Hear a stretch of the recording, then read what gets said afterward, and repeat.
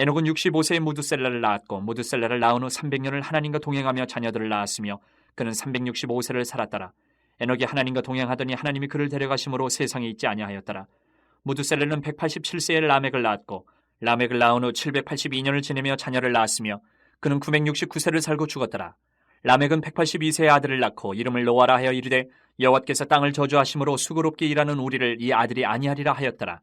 라멕은 노아를 낳은 후 595년을 지내며 자녀들을 낳았으며 그는 777세를 살고 죽었더라. 노아는 500세 된 후에 셈과 함께 야벳을 낳았더라. 전도용품이 또 변함없이 준비되어 있습니다. 귀갓길에 꼭 가지고 가셔서 복음 전파의 사명을 다하시기 바랍니다.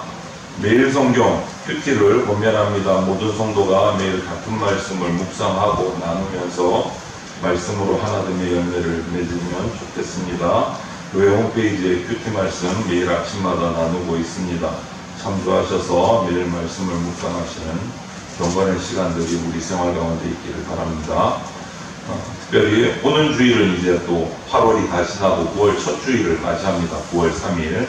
그래서 오는 주일, 매월 첫 주일은 모든 성도가 다 같이 온 가족들과 함께 새벽 예배로 나오는 온 가족 새벽 예배 주일입니다. 한 달의 첫 주일에 모든 성도가 부활의 새벽을 예배로 열어가기를 소망합니다. 특별히 자녀들과 함께 또 참석을 하시면 예배 후에 자녀를 위해서 축복 기도하는 시간도 가지고 있습니다. 이게 참 안타깝고 애타는 온가족 새벽 예배예요. 한 달에 하루라도 새벽 예배 참석합시다 라는 간절함으로 드리는 예배입니다. 그리스도인으로서 한 달에 한 번이라도 몸이 특별하게 불편하시지 않으시면 꼭 이 시간을 기억하셔서 매월 첫 주일은 새벽 예배 가운데 나오시면 좋겠습니다. 9월 3일 오전 5시 본당 이 자리에서 예배 드립니다. 총회 및 노예 소식을 전하겠습니다. 재건 총회 교육위원 실무위원 회의가 개회됩니다.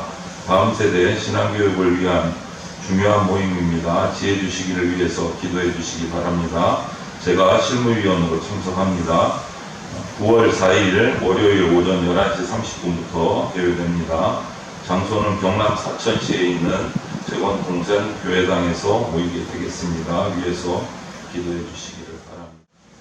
누군가 저에게 신앙생활이 도대체 뭡니까? 이렇게 질문을 한다면 여러분 뭐라고 대답하실 것 같아요? 신앙생활, 교회 다니는 줄 아시잖아요, 주변에. 신앙생활이 도대체 뭐야? 교회 다니는 게 도대체 뭐지? 라고 물으면 여러분은 뭐라고 대답하실 것 같습니다. 이런 질문을 한 번씩 받아보신 경험이 있을 수도 있어요. 저는 이렇게 대답합니다. 하나님하고 데이트하는 거. 짧게 막 설명을 하자면 됐어 이럴 것 같아서 짧게 한마디로 하나님과 데이트하는 거라고 대답을 합니다. 제가 청소년하고 청년사역을 올해 무교육자 때 하다 보니까 이제 그들에게 어필할 수 있는 말을 쓰다 보니까 이런 말들이 나오고 하나님과 데이트하는 거. 여러분 데이트라는 말을 굳이 영어를 썼지만 청년들에게 쓰다 보니까 그런 거고 우리말로 우리가 바꾸자면 하나님과 동행하는 것 이것이 하나님과 데이트하는 거 아니겠습니까? 하나님과 동행하는 것. 만약 하나님과 동행하는 것이 없으면 우리가 지금 교회 다니면서 신앙생활 그리스도인으로 신앙생활 한다는 것이 그냥 도덕적인 삶이에요. 착하게 사는 삶밖에 되지 않아요. 하나님과 동행하는 것을 우리 그리스도인들 여러분들에게서 쏙 빼면 여러분 그냥 착하게 사는 사람하고 별반 다를 게 없어요. 그냥 도덕적으로 선하게 사는 거예요. 그게 단 거예요. 도덕적으로 선하게 사는 거 중요합니다. 그렇게 살아야 합니다. 신앙생활은요 그 이상이 되어야 돼요. 신앙생활이라는 말 그 이상이 돼요. 착하게 도덕적으로 사는 것 그 이상이에요. 교회 다니는 사람은 다 착해. 그 정도밖에 안 되면 우리가 신앙생활 바르게 못하고 있는 거예요. 그 이상이 되어야 우리는 신앙생활하는 신앙인이죠. 그렇기 때문에 하나님과 함께 교제하면서 하나님과 함께 동행하는 이런 정말 멋진 아름다운 황홀한 데이트가 없으면 그냥 우리가 교회 나오는 사람 예, 이 생활을 해요. 그냥 의무적으로. 아우, 주일이니까. 요즘에 성도들도 주일이란 말도 잘 안 해. 막 일요일이니까 교회 가야지. 정말 의무적인 생활밖에 안 되는 거예요. 여러분, 주일이 기다려지셔야 되고 주님과 동행하고 데이트하는 것이 행복해야 돼요. 그렇지 않으면 의무적으로 오늘 어쩔 수 없이 교회 가야 돼. 안 가면 전 목사님 또 문자 보내고 뭐 전화하고 안 돼. 이래서는 안 된다. 저는 그런 의미에서 우리 지난주에도 살짝 살펴봤지만 에녹이라는 사람이 정말 옛날 성경에 한참 옛날 역사에 기록된 옛날 사람이지만 어떻게 보면 정말 멋진 현대적인 사람일 수 있겠다라는 생각이 들어요. 에녹이라는 이 사람. 그래서 오늘 지난주에 살짝 얘기했지만 에녹이 하나님과 300년 동행했다. 이것을 좀 깊이 있게 오늘 살펴보려고 해요. 중요한 것은 에녹이 300년 동안 하나님과 동행하면서 살았습니다. 중요한 것은 뭡니까? 정말 어떻게 사는 게 하나님과 동행하면서 사는 거지. 이거를 알아야 동행하면서 살지. 어떻게 사는 것이 하나님과 동행하는 삶일까? 오늘 우리가 읽은 이 21절부터 32절 이 족보 본문에서 우리는 그것을 찾을 수 있어요. 동행의 계기가 뭔지 얘기해주고 있습니다. 그리고 동행의 본질이 뭔지도 오늘 본문에서 우리에게 가르쳐주고 있어요. 그리고 그 동행의 결과가 무엇인지도 오늘 우리에게 이야기해주고 있어요. 그것을 살펴서 하나님과 동행하는 것, 하나님과 데이트하는 삶이 어떤 삶인지 오늘 우리가 그렇게 살아가기를 결단하는 시간이 되면 좋겠습니다. 먼저 하나님과 동행하게 된 계기가 있을 거예요. 에녹이 하나님과 그냥 태어나면서 자동으로 막 동행했느냐? 그거는 아니에요. 성경을 찾아보면. 뭔가 결정적인 계기가 있었어요. 하나님과 동행하게 된 계기. 오늘 본문을 조심스럽게 살펴보면 21절부터 22절을 보면 에녹은 65세에 무드셀라를 낳았고 무드셀라를 낳은 후 300년을 하나님과 동행하며 이렇게 기록되어 있어요. 여기서 우리가 탁 뽑아서 볼 게 뭐냐면 에녹이 아들을 낳았습니다. 이름이 무드셀라예요. 무드셀라라는 아들을 낳았는데 아들을 낳기 전에는 동행했다는 말이 없어요. 아무리 찾아봐도. 무드셀라 아들이 태어난 뒤부터 동행했어요. 여러분, 에녹의 인생 전체의 인생에서 아들 무드셀라가 출생했을 때부터 동행했다. 그러면 이때 뭔가 하나님과 동행하게 된 계기가 있을 거다. 우리는 이것을 추측해 볼 수 있어요. 도대체 아들 무드셀라를 낳으면서 무슨 일이 있었을까? 이 아들이 태어나고 나서부터 300년을 동행했대요. 뭔가 있었어요. 뭔가. 그것을 우리가 찾아봐요. 그런데 여기서 우리가 처음 찾을 게 뭐냐? 무드셀라 아들이잖아요. 이 아들의 가진 이름의 뜻이 뭘까? 무드셀라. 일반적인 그 원어적인 의미는요, 창 던지는 사람이라는 뜻이에요. 이름. 무드셀라 이름의 뜻이 창 던지는 사람. 창 던지는 사람. 이게 무슨 이름이 무슨 이래? 이럴 수 있는데 이 고대 시대에 창 던지는 사람의 중요함이 우리가 문화 속에서 찾아봐야 돼요.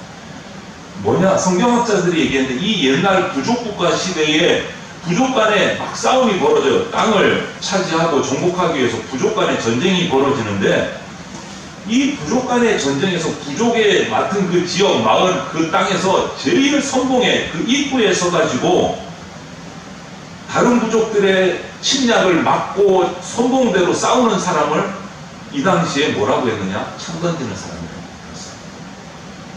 창을 그 부족에서 제일 멀리 정확하게 잘 던지는 사람이 그 마을의 문에 대문에 서서 입구에 서서 오는 적들을 향해서 창을 던져서 선봉대를 공격하는 역할이 창 던지는 사람이에요. 이 당시 부족국가 역사에 수문장처럼 마을을 지키는 사람. 창을 가장 잘 던져야 돼요. 부족의 입구에 우뚝 서서 마을을 지키는 사람이에요. 그래서 이 부족 간의 전쟁에서 창 던지는 사람만 쓰러뜨리면 그 전쟁에서는 반 이상은 이겼다고 보면 돼요. 가장 전쟁을 잘하고 가장 싸움을 잘하고 가장 용맹한 사람이 그 사람이기 때문에 그 사람만 쓰러뜨리면 이 전쟁에서는 절반은 이겼다고 생각하는 거예요. 그만큼 중요한 거예요. 창 던지는 사람. 그래서 마을 전쟁에서 무드셀라, 즉 창 던지는 사람, 이 사람이 죽으면 그 부족은 어떻게 됩니까? 끝나는 거예요. 멸망하는 거예요. 마지막인 거예요. 심판이 오는 거예요. 그 마을은, 그 부족은 사라지는 거예요. 이 창 던지는 사람이 쓰러진 거예요. 그가 죽으면 이 마을은 마지막이에요. 이제 우리는 이 무드셀라라는 이름의 뜻과 그 당시의 문화를 봐서 이런 광경을 상상해 봐야 돼요. 하나님이 어느 날 에녹을 부르십니다. 아마 이렇게 말씀하셨을 거예요. 에녹, 세상이 너무너무 악하다. 내가 볼 때. 에녹은 대답하겠죠. 네, 정말 악합니다.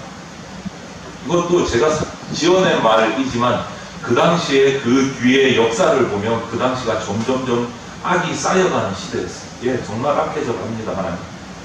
그러면 하나님이 이러셨을 거예요. 내가 이 죄 많은 세상을 지금 참고는 있지만 심판할 때가 다가온다. 이 죄를 심판해야 될 때가 다가온다. 그러니까 너한테만, 너에게 내가 사인을 알려주겠다. 너한테 이제 아들이 하나 태어날 건데 그 아들의 이름을 무드셀라라고 해라. 그 뜻은 그가 죽으면 심판이 옵니다. 정 목사님 너무 소설 잘 쓴다. 오늘 설교 끝에 한번 느껴보세요. 소설인지 성경 말씀인지. 정말 어느 날 에녹에게 아들이 왔습니다. 아들이 태어났습니다. 아마도 하나님의 말씀을 기억하고 있던 에녹은 그 아들 이름을 하나님이 주신 이름대로 무드셀라라고 지었습니다. 그 다음부터 아버지 이 에녹은 사랑하는 아들 무드셀라가 1살, 2살 성장하는 것을 바라볼 때마다 뭐를 생각했을까요? 아들이 1살, 2살 먹을 때마다 에녹은 무슨 생각을 했을까요? 무드셀라야 이름을 부를 때마다 무슨 생각을 했을까요? 저 아이가 죽으면 뭐가 온다? 심판이 온다. 우리는 다 끝난다. 저 아이가 죽으면 우리는 다 끝난다. 그 다음부터 이 아버지 에녹은 사랑하는 아들 무드셀라를 바라볼 때마다 그런 마지막 심판을 생각해서 정말 두려웠을 거예요. 심판의 메시지를 받았는데 어떻게 두렵지 않겠어요? 그러면 에녹의 삶이 그냥 그대로 살아갔을까요? 아들을 볼 때마다 심판이 생각나. 오늘 나갔다가 죽으면 어떡하지? 심판이 올 텐데. 놀다가 절벽에 떨어지면 어떡하지? 심판이 올 텐데. 에녹의 삶이 변하기 시작하는 거예요. 그때부터 에녹의 삶은 변합니다. 그래서 성경은 뭐라고 합니까? 무드셀라를 낳은 후 300년을 누구와 동행했더라? 하나님과 동행했더라. 하나님께 딱 붙어 살기 시작한 거예요. 왜? 두렵거든요. 아들이 죽으면 심판이 온대요. 하나님하고 붙어 살아야 살 길인 거예요. 하나님과 동행할 수밖에 없는 거예요. 그렇게 날마다 무드셀라를 받은 이후로부터 하나님과 동행하는 삶이 시작됐어요. 이것이 정 목사의 정말 상상력, 소설 쓰고 막 추측이다. 이제부터 성경을 근거로 살펴볼 겁니다. 성경 구절이 몇 구절이 있어서 제가 화면에 띄워드릴 거예요. 신약 성경에 보면 유다서 1장 14절 15절에 이런 말씀이 있습니다. 한번 띄워주세요. 네, 길죠? 제가 읽어볼게요. 빨간 글자를 유심히 보세요.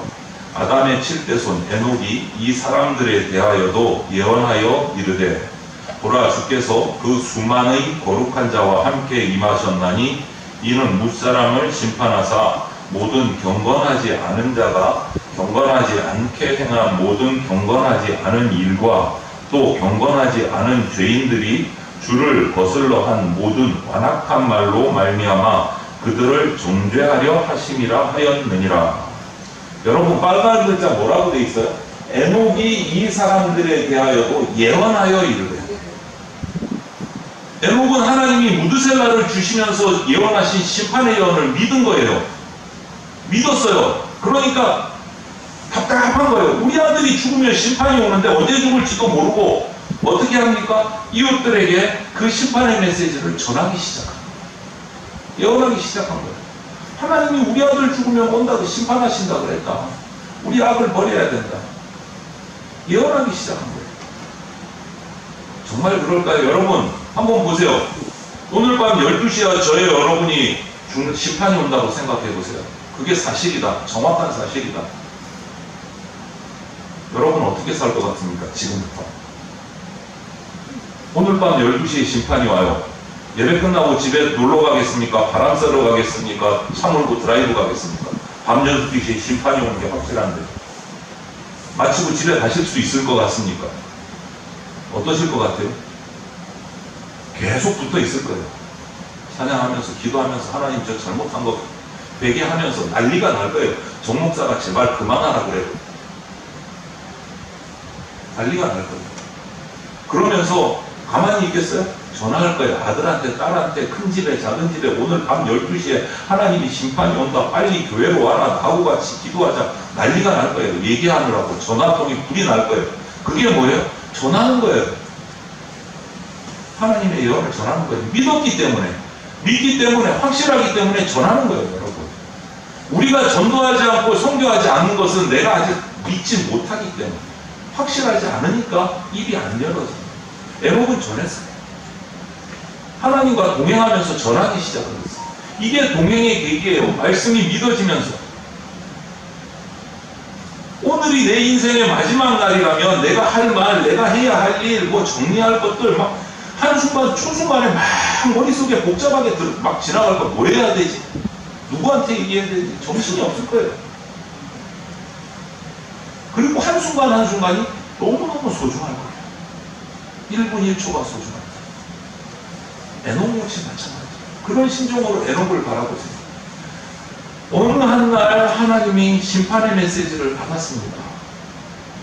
아들이 하나님이 예언하신 대로 자기 가족에게 태어났습니다. 무드셀라라고 이름을 지었습니다. 그리고 나서부터 그 아들을 볼 때마다 하나님의 심판이 생각나요. 그가 죽으면 심판입니다. 하나님과 동행하는 삶을 살지 않을 수가 없는 거예요. 이것이 삶의 전환점, 하나님과 동행하는 계기가 된 거예요. 하나님과 진지한 데이트하는 삶으로 에녹이 들어간 거예요. 그러면 이 동행은 도대체 본질이 뭘까? 그것도 살펴봐야 되죠. 여러분, 동행이 뭘까요? 동행은 한마디로 믿음이라고 할 수 있습니다. 동행은, 하나님과의 동행은 믿음입니다. 히브리서 11장 5절을 보면 이런 말씀이 있어요. 같이 한번 읽어볼까요? 시작. 믿음으로 에녹은 죽음을 보지 않고 옮겨졌으니 하나님이 그를 옮기심으로 다시 보이지 아니하였느니라. 그는 옮겨지기 전에 하나님을 기쁘시게 하는 자라 하는 증거를 받았느니라. 네. 처음 시작이 뭐라고 돼 있어요? 에녹은 믿음으로. 믿음으로 에녹은, 여러분, 믿지 않고는 하나님과 동행할 수 없어요. 하나님과 동행하지 않으면 영생을, 천국을 약속받을 수 없어요. 믿지 않으면 천국을 약속받을 수 없어요. 하물며 보세요. 한 남자와 한 여자가 지금 오늘날 만나서 부부가 되며 그리고 일생을 살아가는 것, 이것도 동행하는 거잖아요. 일생 함께 데이트하면서 살아가는데 이따금씩 안타깝게 이 부부의 관계가 깨어지는 경우도 종종 우리는 봅니다. 그 가장 중요한 원인이 어디에 있습니까? 부부가 깨어지느냐, 깨어지지 않고 평생을 가느냐. 그 가장 핵심이 뭘까요? 부부간의 믿음이요. 신뢰요. 믿을 수 있어야 평생을 가는 겁니다. 믿음이 깨지면 부부관계도 휘청휘청하고 쪼개질 때가 있는 겁니다. 그 핵심에 뭐가 있어요? 믿음이에요. 서로 간의 믿음. 서로 믿지 못하기 때문에 깨지는 거예요. 그러면 그 동행도 깨질 수밖에 없는 겁니다. 우리가 믿지 못하면 그렇습니다. 그래서 금방 이 11장 5절을 읽었는데 그 바로 뒤에 11장에 믿음으로 살아간 에녹의 이야기를 11장 6절에서 이렇게 얘기합니다. 한번 같이 읽어보겠습니다. 믿음이 없이는 하나님을 기쁘게 하지 못하나니. 뭐가 없으면요? 믿음이 없으면 하나님을 기쁘게 하지 못합니다. 하나님과 동행하는 본질이 뭡니까? 믿음이요. 하나님과 동행, 하나님과의 데이트, 하나님을 믿는 것, 이게 정말 중요합니다. 하나님을 신뢰할 때 하나님과 나 사이에, 하나님과 여러분 사이에 동행이 이루어지는 거예요. 데이트가 시작되는 거예요. 이 동행의 본질이 뭐라고요? 믿음에 있습니다. 믿음으로 하나님을 신뢰하면 오늘 우리는 하루길을 주님과 함께 걸어갈 수 있는 겁니다.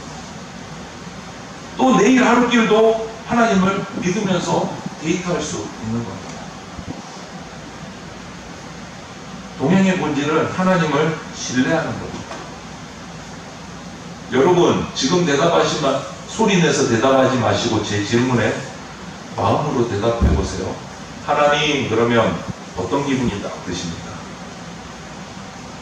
예수님, 그러면 마음속에 막 심쿵하십니까? 요즘 말로. 무덤덤합니까? 지겹습니까? 진저리가 납니까? 어떠세요? 하나님, 예수님, 그러면 마음에 막 쿵쾅쿵쾅 뛰면서 심쿵하셔야 돼요. 오늘 우리가 살아가는 세상은 정말 믿지 못할 것들로 꽉 차 있어요. 갈수록 그게 더 심해지는 것 같습니다. 누구도 못 믿겠고 무엇도 믿지 못할 세상이 되어버렸어요. 묻지마 살인들이 수시로 일어나고 사람을 믿을 수 없는 환경이 되어가는 것이 너무 안타깝고, 그 가난하고 힘든 청년들과 가난한 자들에게 나눠준 그 전세 자금을 사기해가지고 꿀꺽 삼키는 전세 사기범들도 있는데, 바이오 회사가 있더만요. 요번에 가장 큰 회사가 발각이 돼서 체포가 됐어요. 뭐 천 몇 채를 전세 사기를 했더라고요. 신문을 보면. 그런데 이런 세상에서 여러분, 이 믿지 못할 세상에서 믿을 수 있는 하나님, 우리가 그 하나님을 만났다, 이것만으로도 우리는 너무 행복합니다. 내 고통을 토로할 수 있고 내 기쁨을 나눌 수 있고 한 그 하나님을 만난 것이 행복합니다. 아프면 아프다고 말할 수 있고 기쁘면 기쁘다고 말할 수 있고, 믿으니까. 여러분, 하나님은요 우리의 반석이십니다. 우리의 주소이시고 우리 성실함의 근거가 되시는 분이세요. 오늘도 우리는 그분을 믿음으로 살아가는 거예요. 그래서 하나님과 나 사이에 동행이 가능한 겁니다. 동행의 본질은 뭐라고요? 여러분, 믿음입니다. 우리 계기도 살펴봤고 동행의 본질도 살펴봤고, 그럼 그 결과가 무엇인지 살펴볼까요? 동행의 결과는 두 가지예요. 먼저 히브리서 11장 5절 우리가 앞에서 살펴봤지만, 이 말씀을 보면 에녹은 하나님과 동행함으로 이 세상에서 옮기기 전에 하나님을 기쁘시게 하는 자라라는 증거를 얻었대요. 하나님과 동행하니까 하나님이 기쁘시게 하는, 하나님을 기쁘게 해요. 이것이 동행의 첫 번째 결과예요. 하나님을 기쁘시게 해요. 동행합니다. 하나님을 우리가 믿고 하나님과 가까이 하면 하나님은 너무너무 기뻐하십니다. 나만 심쿵한 게 아니고 하나님도 기뻐하십니다. 우리가 많은 경우 우리 그리스도인들이 보면 내가 뭔가 교회에서 큰 일을 하고 뭔가 번쩍번쩍 하는 일을 하고 막 이렇게 해야 하나님이 기뻐하신다고 생각을 하는데, 내가 뭔가 착한 일을 해야 하나님이 정말 기뻐하실 거다. 물론 기뻐하십니다. 하지만 그것만 기뻐하시는 거예요. 하나님이 우리를 통해서 기뻐하시고 즐거워하는 가장 핵심은 뭐냐? 그냥 나 정현철 목사가 하나님 앞에 예배드리는 그것만으로 기뻐하십니다. 여러분 한 명 한 명이 하나님 앞에 나와서 엎드리는 것만으로도 그 존재 자체로 하나님은 기뻐하세요.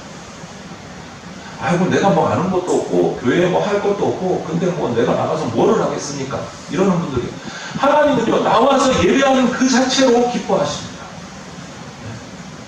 예배의 자리를 지키는 것만으로, 삶 속에서 하나님 한번 부르는 것만으로 기뻐하세요. 그게 기뻐하심의 핵심이에요.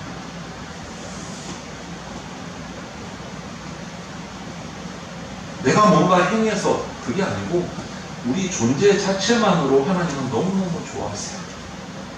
존재 자체만. 하나님 앞에 이렇게 고백해 보세요. 하나님, 내가 하나님 생각만 하면 가슴이 막 쿵쾅쿵쾅 뛰고 심쿵해요. 털어놓고 얘기를 해보세요. 기도. 그리고 행복해요. 예수님 얘기만 하면 막 눈물이 나고 감격해요. 저는 그래서 주님이 너무 좋아요. 예배당에 나와서 그 고백만 한번 해보세요. 하나님이 얼마나 좋아하시는지. 뭐라고 대답하실까요? 그렇게 고백하면. 아마 이렇게 얘기하실 거예요. 하나님. 나도 네가 좋아.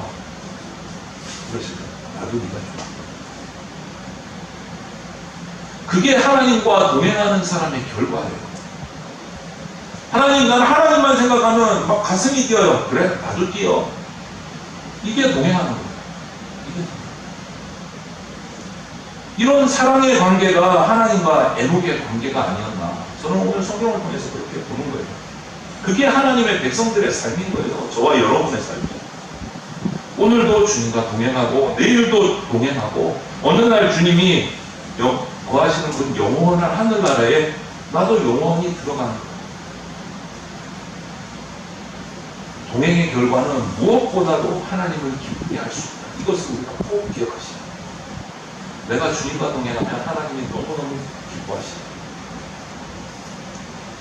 요즘에 우리 주일 오후에 큐티 훈련을 합니다. 성경 묵상 훈련을 하고 있는데 왜 성경 묵상 큐티를 하라고 할까요? 성경을 펼쳐서 하나님의 음성을 들으라고. 주일날 오전 1시간 와서 듣고 가는 것도 중요하지만 매일매일 하나님 말씀을 들으려는 것이 큐티 훈련입니다. 주님이 내게 들려주시는 음성을 들으면서 기도하면서 내 마음속에 주시는 그 생각들을 또 내가 가지고 있는 생각들을 하나님 앞에 털어놓는 시간. 그분 앞에 사랑을 고백하고 펼쳐진 성경에서 주님께서 내게 하시는 말씀을 듣고 나를 향한 그 하나님의 사랑을 확인하는 것. 그때 주님이 나를 좋아하시는 것, 기뻐하시는 것을 느끼게 되는 거예요. 말씀을 펼칠 때. 여러분, 어떤 사람으로 이 일생을 지금 다 살아가기를 원하십니까? 어떤 평가를 받고 싶으십니까? 마지막에. 오늘 우리가 에녹의 삶을 닮아가기를 원합니다. 에녹의 삶. 하나님을 기쁘게 하는 사람. 왜? 300년을 하나님과 동행했으니까 하나님이 얼마나 행복하셨을까요? 하나님을 기쁘게 하는 사람. 그리고 한 가지 더, 동행의 결과. 에녹이 하나님과 동행하면서 남겼던 삶에 정말 중요한 또 한 가지가 있는데 그게 뭐냐? 에녹의 생애 동안 하나님의 사랑, 하나님의 심판을 계속해서 전했다는 거예요. 하나님 말씀의 전도자가 됩니다. 그게 동행의 결과예요. 하나님이 믿어지고 하나님과 동행하기 시작하면요, 하나님이 주신 말씀을 전하지 않을 수가 없어지는 거예요. 그게 동행의 결과예요. 하나님은 기뻐하시고 나는 그 기쁘신 하나님을 또 자랑하는 거예요. 그게 동행의 결과예요. 우리가 앞에서 보았던 유다서 그 14절을 보면 에녹이 자기 시대 사람들에게 예언했다고 했잖아요. 예언했다는 말을 다른 말로 하면 전도한 거예요. 하나님의 심판을 전도한 거예요. 하나님이 말씀해 주셨기 때문에 이 땅에 곧 심판이 온다. 우리 아들 무드셀라가 죽으면 심판이 온다. 회개하고 돌아가자. 하나님께로 돌아가자. 전하는 거예요. 하나님의 사랑에서 증거하는 삶을 산 거예요. 자, 여기까지가 오늘 말씀이 끝나면 되는데 서두에 말씀드렸죠. 여기서 끝나면 정현천 목사가 소설 쓴 거예요. 성경을 통해서 정말 그렇게 됐을까? 우리가 살펴봐야 되죠. 에녹 못지않게 무드셀라도 성경에서 유명한 인물입니다. 여러분, 무드셀라가 유명한 이유가 뭔 줄 아세요? 성경 퀴즈에 반드시 나와요. 왜 나올까요? 예.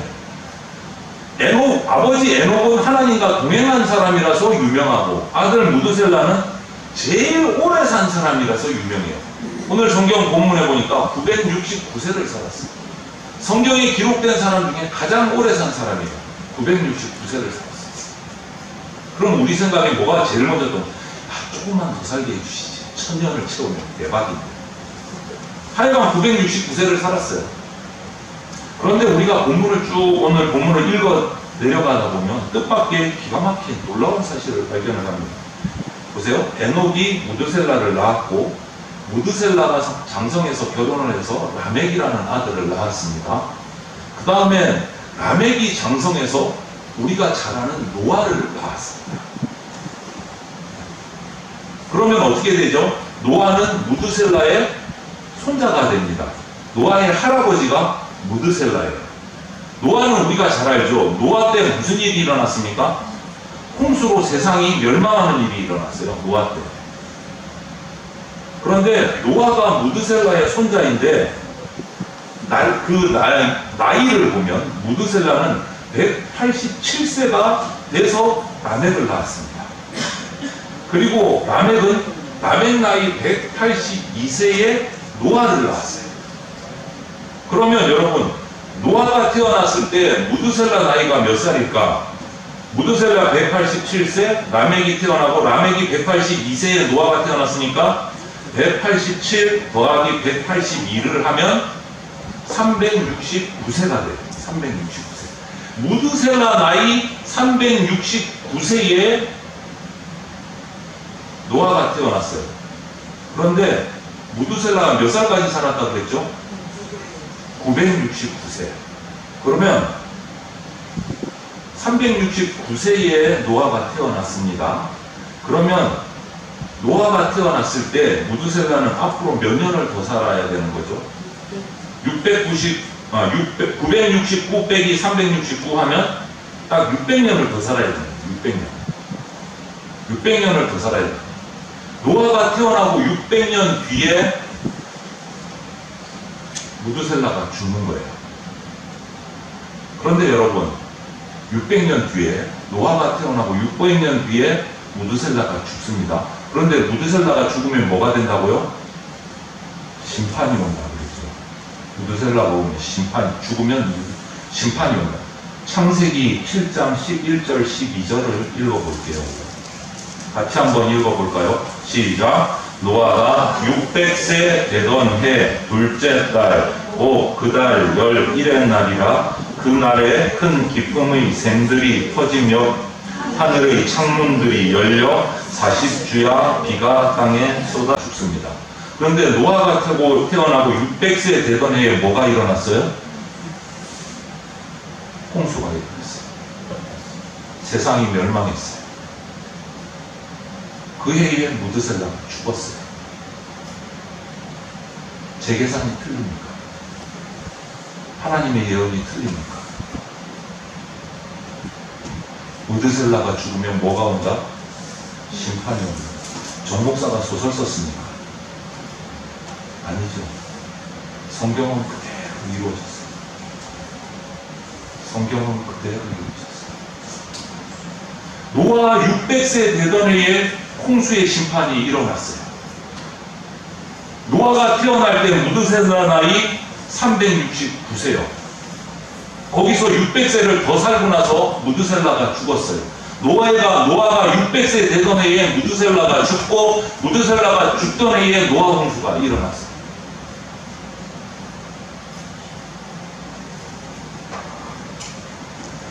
여러분 노아 600세 되던 해에 무드셀라 몇 살이요? 969세.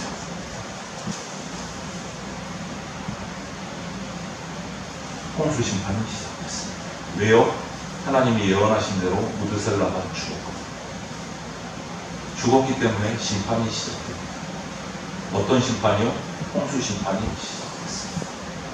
노아 가족 외에 모든 인간이 다 홍수 심판에 죽었습니다. 무드셀라가 969세 세상을 떠나던 해에 하나님의 홍수의 심판이 시작됐습니다. 그가 죽으면 심판이 온다. 하나님 약속을 지키셨습니까? 안 지키셨습니까? 지키셨습니까? 안 지키셨습니까? 지키셨어요. 저는 이 사실을 단순하게 계산기로 더하기 빼기 하면서 딱 맞아떨어지는 순간 신학교 다닐 때 이것을 해봤어요. 별걸 다 해봐요. 그죠? 신학교 공부하면서 맞나 안 맞나 계산을 해본 거예요. 공채권해가지고. 이것이 딱 맞아떨어지는 순간 가슴이 쿵쾅쿵쾅 뛰었어요. 아직도 그 시간을 저는 잊지 못해요. 그때의 심정. 옆에 있는 전도사는 야 김전도사 박전도사 일로 와봐. 내가 계산해봤는데 이게 딱 떨어져. 와 미치겠다. 이랬던 기억이 나요. 이거 어떻게 해야 돼요? 여러분 이 사실을 알고도 별로 흥분도 안 되고 가슴이 별 감각이 없으면 저는 그런 분들 이해가 잘 안 돼요. 아직까지 제가 너무 그때 충격을 받은 거죠. 이 중요한 메시지는요, 무드셀라가 오래 산 이유가 그 중요한 거예요. 무드셀라가 그냥 오래 산 게 아니에요. 성경 퀴즈에 내라고 제일 오래 산 사람으로 내라고 969세 살려주신 게 아니란 말이에요. 그가 늦게 죽을수록 뭐가 늦게 옵니까? 심판이 늦게 오는 겁니다. 그러니까 이 무드셀라라는 한 사람의 긴 수명은요, 그 시대, 악한 시대를 산 사람들을 향한 하나님의 인내하심이에요. 하래 또 참아주시고, 좀 돌아와라. 하래 더 참아주시고, 하래 더 참아주시고, 제발 좀 돌아와라. 죄에서 벗어나라. 그 하나님의 인내심이 몇 년을 간 겁니까? 969년을 참아주신 거예요.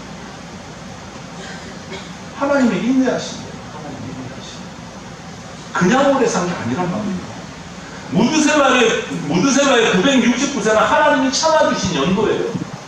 죄 지은 우리 인간을 향한 하나님의 참으심이에요. 여러분 베드로후서 3장 3절 4절을 보시면 한번 넘겨주세요. 같이 읽어볼까요? 먼저 이것을 알지니 말세에 조롱하는 자들이 와서 자기의 종욕을 따라 행하며 조롱하여 이르되 주께서 강림하신다는 약속이 어디 있느냐? 조상들이 잔 우로부터 만물이 처음 창조될 때까지 그냥 있다 하니, 이게 무슨 말이냐? 말세 이야기입니다. 말세에 하나님의 말씀을 비웃는 사람들, 하나님을 거부하는 자들이 지금 조롱하는 거예요. 예수님 재림한다는 약속이 어디 있냐? 세상은 지금 바로 하늘과 땅이 그대로 있잖아. 우리 할아버지가, 우리 증조할아버지, 우리 고조할아버지가 그때 있던 땅과 하늘이 그대로 있잖아. 언제 재판, 심판이 온다는 거냐? 웃기지 말아라. 조롱하는 거리라. 그런데 여러분, 이 조롱하는 글에 대한 대답을 베드로후서 3장 9절에 해주세요. 한번 읽어볼까요? 시작. 주의 약속은 어떤 이들이 더디다고 생각하는 것 같이 더딘 것이 아니라 오직 주께서는 너희를 대하여 오래 참으사 아무도 멸망하지 아니하고 다 회개하기에 이르기를 원하시느니라. 여러분, 주님의 약속은 어떤 사람이 생각한 것처럼 더디고 안 오고 조롱받는 것이 아니라 참아주시는 중이에요. 참아주시는 중. 이 조롱하는 사람들도 제발 좀 하나님 믿고 돌아오라고 참아주시는 거예요. 더디다고 더딘 게 아니다라는 거예요. 969년을 참아주신 거예요. 에녹에게서부터 세상에 악이 넘친 것을 보시면서 참으신 거예요. 그런데 사람들은 뭣도 모르고 조롱하는 거예요. 안 오잖아. 예수가 언제 오냐? 이러고 있는 거예요. 참고 계신 거예요. 그들의 말에 미혹되지 마세요. 회개하도록 참고 계신 거예요. 참고 계신 거예요. 969년 만에 홍수 심판이 일어났듯이 언제가 될지 모르지만 하나님의 참으심도 끝이 있습니다. 그때 예수님 다시 오십니다. 그때가 언제인지 우리는 몰라요. 에녹도 몰랐어요. 아들이 언제 죽을지 몰랐어요. 우리는 지금 과거의 기록을 보니까 아는 거지. 여러분, 주님의 약속은 어떤 사람이 생각하는 것처럼 더딘 게 아니고 오래 참으시고 아무도 멸망하지 않고 회개하고 천국에 이르도록 하려고 지금 기다려주고 계시는 겁니다. 그 하나님의 참으심을 우리가 깨달아요. 한 사람 무드셀라의 수명을 한 해 한 해 연장시키시면서 참으셨던 그 하나님, 오늘 이 시대, 오늘날에도 여전히 심판의 날, 주님의 심판의 날을 정해놓으시고 참고 계시는 겁니다. 예수님은 반드시 심판주로 다시 오십니다. 그때를 언제인지 우리는 알지 못하지만 하나님이 기다려주고 계십니다. 빨리 회개하고 주님 앞에 돌아오기를 기다려주고 계십니다. 바로 에녹의 아들 무드셀라가 존재하는 그 하나님의 기다리신 자비, 사랑을 나타내주는 사건이 바로 이 사건이에요. 에녹이 하나님과 동행한 사건이에요. 왜 동행하게 됐는지, 그 동행의 본질이 무엇인지, 그 동행의 결과가 무엇인지 우리는 확신해야 돼요. 이 에녹과 무드셀라의 인생을 통해서 에녹은 자기 아들을 기다리면서 동시에 하나님의 사랑도 하나님의 심판도 증거했습니다. 그리고 아들의 생명을 연장시키면서 기다리시는 하나님의 사랑도 깨달았습니다. 하루가 지나갈 때마다, 오늘도 무드셀라가 건강하게 잠드는 모습을 볼 때마다 하나님, 오늘도 하루가 지나갔습니다. 감사합니다. 그랬을 거예요. 내일 아침에 무드셀라가 또 눈을 뜨고 밝게 일어나는 모습을 보면서 하나님, 오늘 하루도 또 열어주셨네요. 감사합니다. 이랬을 거예요. 그러다가 어느 날 에녹에게 말씀하셨겠죠. 오늘 우리에게도 말씀하실 겁니다. 어느 순간에 정 목사야, 오늘은 말이야, 너 나하고 여행 좀 떠나자. 이럴 때가 있으셔. 네가 내 옆에 있으면 좋겠다. 이럴 때가 있어. 나하고 같이 여행 떠나는 거야. 이럴 때가 있을 겁니다. 그때 우리는요, 세상 모든 일 내려놓고 주님 앞에 가는 겁니다. 그때를 준비하셔야 돼요, 여러분. 에녹의 동행 사건, 무드셀라의 홍수 심판을 기억하시면서 하나님과 동행하는 삶을 살아가시기를 바랍니다. 이것이 우리가 하나님과 동행하는 믿음의 삶이라는 것 꼭 기억하시고, 하나님과 동행하는 정말 아름다운 그러한 믿음의 삶을 살아가시는, 천국을 준비하는 주의 백성들이 다 되시기를 주님의 이름으로 축원을 드립니다. 아멘. 함께 기도드리겠습니다. 사랑이 많으신 하나님, 감사합니다. 영원히 죄 가운데서 헤어나올 수 없었던 우리를 택하시고 사랑하셔서 주의 말씀이 믿어지게 하시고 천국의 길을 열어주셨으니 감사를 드립니다. 에녹과 같이 하나님을 만난 이후에 하나님과 동행하는 삶을 우리도 살아갈 수 있게 하여 주시옵소서. 예수님 다시 오심의 그 말씀이 우리 속에 믿어져서 하루하루를 마지막처럼 주님 다시 오실 것처럼 살아가는 우리의 삶이 되게 하여 주시옵소서. 주님과 동행함으로 주님을 기쁘시게 하며 주님 내게 주신 그 사랑을 기다려 주심의 그 말씀을 날마다 이웃과 가족들에게 전하며 기도하며 살아가는 우리들이 되게 하여 주시옵소서. 천국의 소망을 품고 주님께서 부르실 그날을 기다리며 날마다 주님과 동행하는, 데이트하는 삶을 살아가는 우리들이 되게 하여 주시옵소서. 감사드리며 예수 그리스도 이름으로 기도드립니다. 아멘. 주 예수 그리스도의 피 묻은 십자가 은혜와 독생자를 보내주신 하나님 아버지의 그 크신 사랑과 지금 이 순간에도 역사하고 계시는 성령님의 보호 인도하심이 에녹과 같이 주님과 날마다 동행함으로 주님의 기쁨이 되며 주님의 구원의 사랑을 증거하는 아름다운 믿음의 삶을 살아가기를 간절히 소망하는 대전장로교회 성도들과 모든 주의 백성들 머리 위에 영원토록 함께 있을지어다. 아멘.